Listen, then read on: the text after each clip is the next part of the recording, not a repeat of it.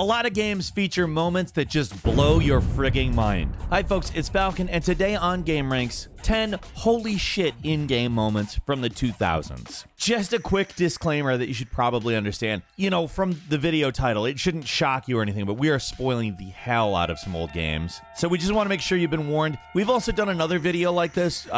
We've covered quite a few games already. You might want to check it out. It's got Assassin's Creed 2, Final Fantasy X, Metal Gear Solid 2, BioShock, Fallout 3, a bunch of other ones. Look for that on our channel. And without any further ado, starting off at number 10, it's Modern Warfare 2, just literally all of Modern Warfare 2. Yeah, one of the first games we mentioned on the original list was Modern Warfare. The first game has this insane moment, but the sequel, Modern Warfare 2, is just all insane moments, all crazy. Like the whole Russian invasion mission, that's just nuts. But that's only the tip of the iceberg. Remember the part where Captain Price launches a Russian nuke at Washington, D.C. to stop the Russian invasion, and it blows up in the atmosphere, destroying the International Space Station, and you see it from the perspective of an astronaut who is doing a spacewalk at the time. It is totally nuts. Of course, we have to mention the big twist here when you raid Makarov's safe house, and you download some important data, and at the end, you're betrayed by your commanding officer because he was actually working with Makarov. The scene where he shoots your player character and your buddy Ghost is definitely a shocking moment, made worse by the fact you're still alive when they throw you in a ditch and set your bodies on fire. I also gotta mention the most infamous sequence in the game, the No Russian mission, where you play as an American agent working undercover with Makarov's crew who,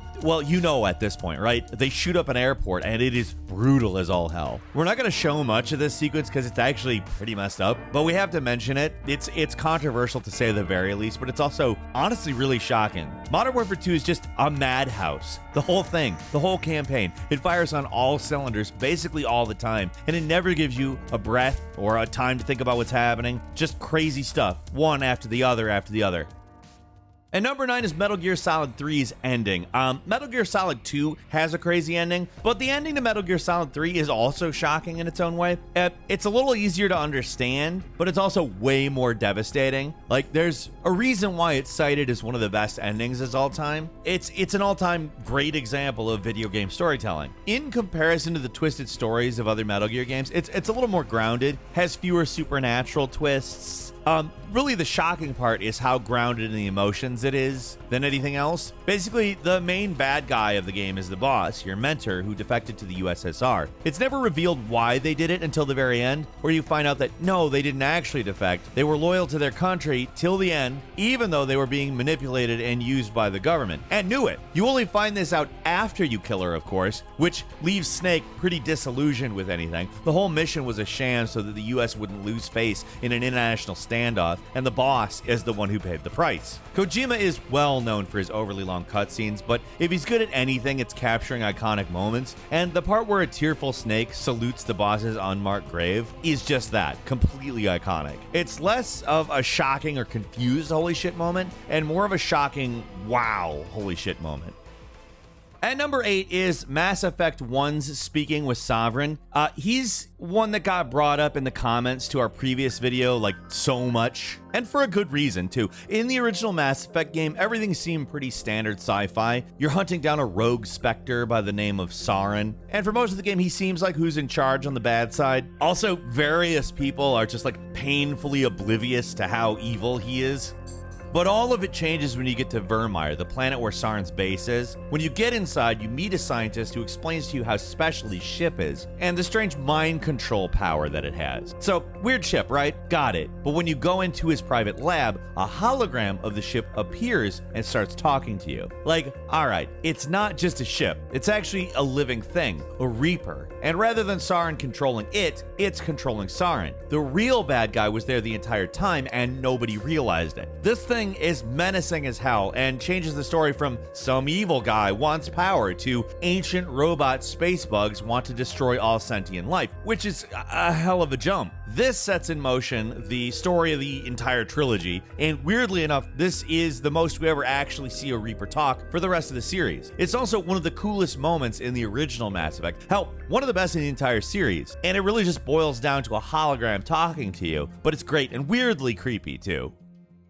And number 7 is in The Force Unleashed, when you pull down the Star Destroyer. Yeah, we have to mention the marquee moment from The Force Unleashed, the God of War style take on the Star Wars universe. This moment happens fairly late in the game after the main dude Star Killer attacks a Star Destroyer facility to help start up the rebellion. Like, you're still working for Darth Vader. It's confusing, so let's just move on from the story elements. It's just the big climax of the mission, and you're using your Force powers to pull down an entire Star Destroyer, which is nuts. Like, remember in the movie?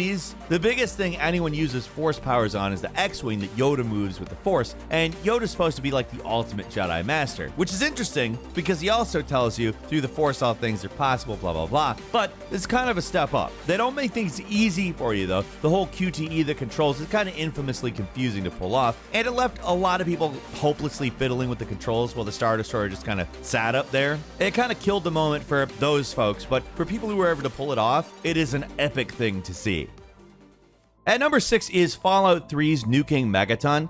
We mentioned entering the world for the first time in Fallout 3 in our first video, but let's get to the other big thing you can do in the game. It's something you only see if you're playing an absolutely evil bastard, but it's so wild it's almost worth it to totally tank your reputation. Of course, you can just load a save afterwards, but you know what we're talking about. The first major city in Fallout 3 is Megaton, and yeah, go figure, for the name, it's got an unexploded nuclear bomb in it. You get the option to disarm it, but that's not that much fun, right? There's this creep in the bar named Mr. Burke who wants you to blow the place up. Why? Because apparently it's an eyesore to the owner of Tenpenny, a tower with a maybe prescient name given Tencent's dominance in the video game space. But the owner of that place wants to get rid of the city. So yeah, actually going through with blowing up the town is about as evil and also pointless of a thing as you can do. If you actually agree to it, then you have to mess with the bomb and then head to Tenpenny Tower where Mr. Burke is waiting. He even gives you the honor of hitting the button, and yeah, that is a nuclear explosion. You just blew up an entire town just because, basically. It's one of the most over-the-top evil things you can do in a game, along with being one of the most visually spectacular.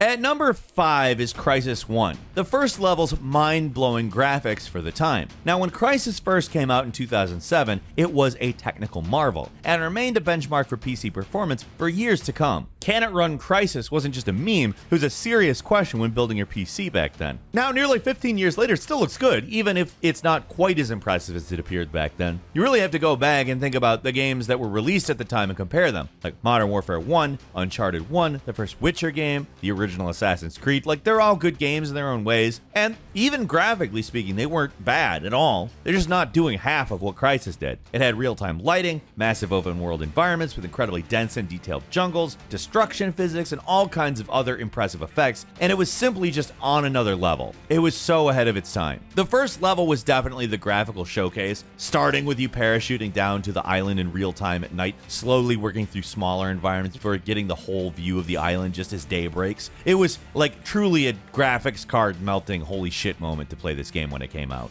At number 4 are the openings to both PS2 God of War games. Like, these games are all about spectacle, and some of the most impressive moments happen right at the start of the game. Like in the first game, you know, the game's gonna be something special when you're running around all these destroyed ships and battling the enormous Kraken in this multi-stage battle. It gets more crazy as it goes along. It's one of the all-time great openings to any video game, but it's clear that the developers wanted to top it with the sequel, and somehow they did. The entire Colossus of Rhodes battle in God of War 2 is just flat out amazing. This giant statue hunts you through the opening sequence, and you battle it multiple times, each time just doing a bit more damage. The guy throws you around, tries to punch you, and fights you all over this level before you literally have to go inside of it while it is moving to destroy it from within. For some people, the first God of War remains the king of holy shit moments, if only because the first game had this surprise element that really stuck with them, while others prefer the sequel's actually incredible opening instead. Both of them are awesome, but we're just going to mention both of them in one point here. They're amazing.